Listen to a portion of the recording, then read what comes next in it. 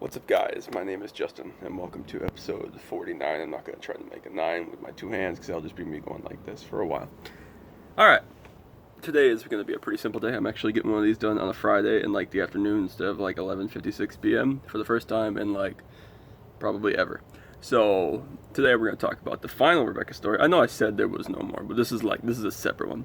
And I got two good Damien stories because Damien's always complaining to me about how he hasn't had a story in here yet after he's heard all these Rebecca stories. I'm like, well, we haven't had any good stories. And he like, excuse me, he made me like a list of like good stories that we've had talking. So we'll do that. We'll highlight what's coming up. Actually, I'll do that right now. Ryan comes back from New Hampshire on Wednesday night, I think. That's about it. My foot's getting better, so I'm going to shoot this week if it kills me. I shot the other day and it wasn't very fun and it hurt like hell. What else is going on? I guess it's getting to be college swing. We're past the midpoint of July. I know what month we're in, I promise. Past the midpoint of July. Today's the 19th, so Mom's birthday is next Friday in a week. So I'm sure we're doing something. I have a lot of stuff I have to do yet. Not like hard stuff, but like I have to go get my car serviced. Ryan and I have to like go to the dentist, and I have to like get blood work because I'm supposed to get it in every January, and I never remember, so it ends up being done over the summer, and my doctor gets mad. But I haven't done it yet, and I have clinic in like 3 or 4 weeks, so need to get on that blood work. Otherwise, Biller's going to be upset. Anyway, so that's what's up. Like I said, Ryan's coming back Wednesday, and then we go back to all of us having different schedules. Right now, it's kind of weird because like Mom and Dad and I have different schedules, but like at the same time, we're not so busy that we're never here at the same time. So like, in the evening, we're always just kind of sitting here like, it's quiet. Ryan's not here. So we're just kind of sitting waiting for Ryan to come back. But no, we got lots of stuff to do. At least I do. Work's been good. Yeah, that's about it. Okay, I'll get on this Rebecca story. I promise today's episode won't be like 31 minutes like the last couple have been. So the Rebecca story that I mentioned the past couple weeks, this is a little bit different one. This is going to be about the last couple things we did together as a couple and like breaking up and why that was hard for me, why that was hard for her. With the I don't want to say the fallout. That's not the right word for it because it was different for me than it was for her. But like the aftermath of it. All right. So first of all, I mentioned the horse riding thing when I forgot our helmet. Right. That was the last time we hung out. The second to last time we hung out was the ARCA Midwest Tour race in 2017 at WIR. That was fun. We had fun. Good race. But she wasn't like interested in it, right? Because she cared about race cars. She had enjoyed it, but like that was my thing. Like I'm the racing fanatic. I'm the one that's knows everybody, knows all the storylines, knows car setups, all that stuff. And I could just kind of tell that she wasn't interested, and she was looking at like pictures of horses, I think, or something during it, and was trying to get me to look at it, and I'm more than happy to look at it. Like that didn't bother me at all. But like I'm watching the race as it's going on. And I probably came across as a little bit harsh, so that's my fault. But anyway, so afterwards she was just like, I apologized for, or she said, I apologize for that happening during the race. Like I know I was just, not enjoying it like you were. I know that's your element, that's your thing. You're going to the racetrack is your thing. So I'm sorry that I took away from that. I was like, don't worry about it. Like it happens. Like I get it. I wasn't gonna tell you to shut up and sit down. Like I don't mind it. I mean, I was watching the race like it was going on, but I'm not upset. Don't worry about it. Anyway, so then the whole helmet thing happened, and on the night of August 13th, like we had a weird day. So there'd be days where we'd talk the whole day if neither of us worked or whatever the case may be, and there were days that like she would be busy at work or I'd be busy at Ryan's sporting event or something. And we wouldn't talk like the whole day until like late night or just in the morning or whatever the case may be. And she texted me on August 13th at night. I don't know how I still remember this, so it's one of those things that like it wasn't like a life-changing moment, but I can English. I'm sorry. It's a significant enough moment in my life that like it's vivid in my memory. I was standing right here in my bedroom, and I can remember it like standing right there over my phone reading this text, and it was just like, we need to talk tomorrow. I knew exactly what it meant and why, and it was weird because like for having dated someone for 4 years, I shouldn't have expected it like that, like I knew exactly what it was going to turn into, and that was over. But like you'd think after 4 years with someone it wouldn't be that fast, you wouldn't accept it, it wouldn't register that fast, right? So I didn't tell anyone that night. I was just dealing with it. I didn't really sleep, duh. And I remember going to her house in the afternoon, and I got there at 2:12 p.m. I read on the clock in the Merc, 2:12 p.m. So August 14th, 2:12 p.m. It was a Monday.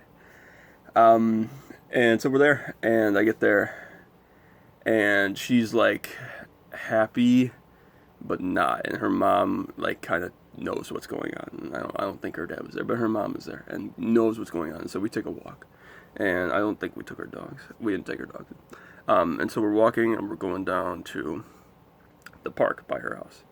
And we walk, and we sit, and we're just talking about it. And she goes through all the reasons for what's going to happen. I'm not going to go through them. They're between her and I, or her, I guess, at the time. It doesn't really pertain to either of us anymore. But anyway, it's not the point. But we're sitting there, and I'm watching over this park. The bench is raised, 10 feet up on a hill or whatever. And we're looking over this soccer field they have down there, and like the driveway to get in the parking lot, the little parking lot, and there's like a porta potty, and there's like a running trail in the forest. And I'm watching over all this, thinking about how the last 3 years we had run cross-country practices here together, and all the times we'd come down here and run, or taken a walk through the forest, or made snowmen, or built a fort thing that she had in the forest, or whatever. And I'm just thinking about all that. She's sitting here talking to me. I'm listening. I'm not like ignoring her, just dozing off, fading into nothing. But I'm listening to all this, and I'm just having a really hard time with it. And I'm again emotional. I'm just crying, obviously this time. And she's crying too, because obviously it's hard for her to have to sit. I'm sure she threw in her head. Obviously she brought it up, but I mean, sitting there with me in front of her and having to tell me and see my reaction to it, like in real time, was probably really hard for her. So I didn't want to make it hard. Like I said, we both already knew, and I knew for sure what was going to happen. That they crushed me, but I didn't want to make it any harder for her than I had to. So I wasn't going to sit here and make a huge deal about it. I was just kind of in denial of it, but I wasn't like fussed about it, if that makes any sense. Anyway, so we're there, and we finished talking, and we're just watching as these kids are showing up for soccer practice, and I was like, I remember I said that was going to be us. Like, all these kids here for soccer practice, that was going to be us. And she just looked at me, and she's like, it's not anymore, Jay. And I'm like, that was hard. That was really, really hard. I'm not going to lie, I'm going to tear up about it now. That was really hard when she looked at me with tears in her eyes and said, it's not anymore, Jay. And so eventually we left. We went like out the back way from the forest, whatever, just cut through this other trail. And we're walking back, and I was like, I remember this too. We walked right by Jansen School, and I was like, are we still going to be friends? Because I know how these things go. And she was like, yeah, I could never not be friends with you. Like, of course, that was kind of a lie. It's not her fault. It's not my fault. It's nobody's fault. It just grew apart, did different things. I think being together for so long like that made that really hard. So I don't blame her for that or anything. Like I said, she was such a huge part of my life. It'd be nice if we could be friends and, interact, whatever, and exist like normal people, but I'm not bothered by it. I don't have any vendettas against her, whatever. When I see her like at Halloween parties and stuff, it's just, she's another person I know. It's weird, but she's still another person I know, and I still love her parents and stuff. I've been through that. But anyways, so sitting there talking, and we're walking back, and we get back, and I'm like, this is it. Like, this is the last time. Like, we're not a thing anymore. Like, this is the last time I'm ever gonna see you and like care and have a heart to heart. And that sounds really like weird again, but that's what it meant. That's what it felt like. And so she walked me out to the truck and like gives me this hug, and it was like, she gave me like, really deep, tight hugs before, obviously being your boyfriend, but like this was like a goodbye hug, you know what I mean? Like, you just know, and it's just so weird, and so many things happen that cause us to live this moment. I remember it so freaking vividly, and she walks in, and she'd always turn around and like watch me drive away, and she didn't, and that's when it hit me. Like, I was like, shit, man, like, that's it, whatever. So that was really terrible.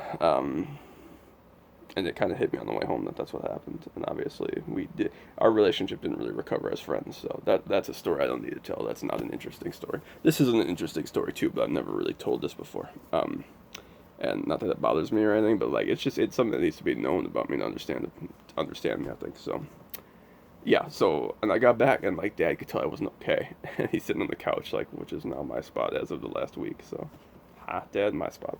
Anyways, I could see him. I walk in, and he's like, is everything fine? And I walked past him. He's like, Justin, what's going on? He could tell, parents do that. And I just turned to him, and I was like crying. I was like, Rebecca and I broke up. And he's just like, what happened? He's shocked with whatever we talked about. And it was whatever. And after that, not that I was okay, but I was okay in my head. Like, I thought I was okay. And it turned out I like wasn't eating right, wasn't taking care of myself, wasn't putting the passion into school or my health or basketball or anything that I should have been. And Adam Meyer, you probably don't watch this, but I thank you for being there. We talked for weeks at night, we'd talk until 1 in the morning or 2 in the morning, 3 in the morning his time, because he's an hour ahead of us.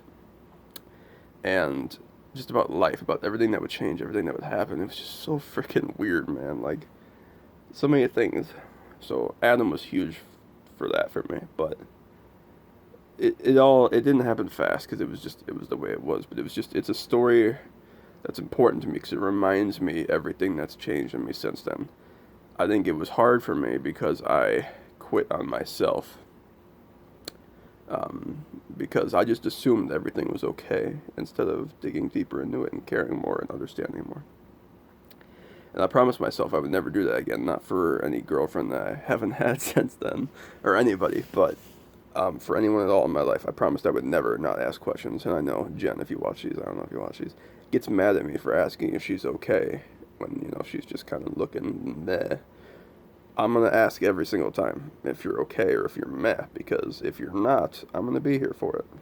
So, it's just one of those things that happened. It was a scenario, and it was a part of my life that changed me. If you want to hear the whole story, I could probably go on that for like 3 hours, but I'm not going to do that. So that was the last Rebecca story. Like, literally, we haven't... I don't think we've talked, except for that Halloween party and the CF walk in 2018, and the Halloween party in the fall. I don't think we've talked more than 10 or 15 minutes together since then. So that's really sad. That's a sad part of it. Like, for how close we were and how much we did things together, that for it to just like literally fall apart in one day is, and again, like the part people don't understand and forget about from my point of view, and I made too big of a deal out of this initially because she went off to school like that Friday, like 5 days later, and now she's with Brad. I wish him all the best. I love Brad, good guy, funny guy. And nothing against that, but I mean, like, she had a boyfriend like 3 weeks later, you know what I mean? So like it looked really bad. It looked really bad, and people freaked out about that. But they forget, let's say for 2 months leading up to it, she thought about this, dealt with this in her head, and came to the finally time where it was break up, and then she was good, like recovery. I was the opposite, obviously, not knowing this at the time, right? So I have nothing, break up, and then I have the fallout afterwards, not before, right? Like the breakup for her was the climax and it doing the law. For me, it was just the start and then a climax from there because it's a whole new thing, right?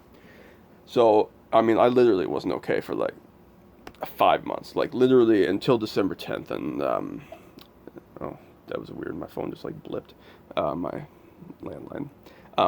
Anyway, so like until I got to hang out with Kurt and with Jenny, like on December 10th of 2017, that must have been. I wasn't okay. So like literally like 5 months, I wasn't okay.